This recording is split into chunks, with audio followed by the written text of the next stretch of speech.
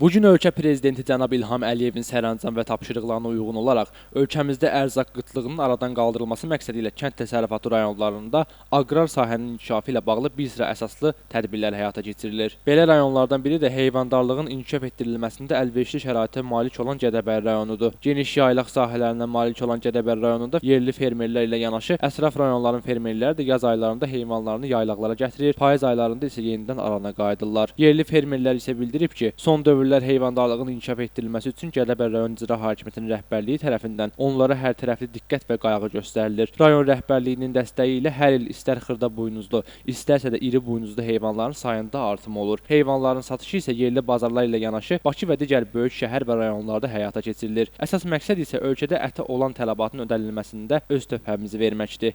Burada 150 hektar sahəmiz var. Bələdiyyə tərəfindən müqavilə bağlamışıq.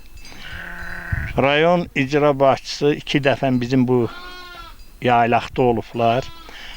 Respublika yaylaq festivalı Gədəbəy rayonunda keçiriləndə, qonaqlar gələndə gəlib bizim bu yaylaqlarla maraqlanıblar. Bizə nə işimiz olur baytarlıq tərəfindən dava dərman heyvanımızı eləyirlər.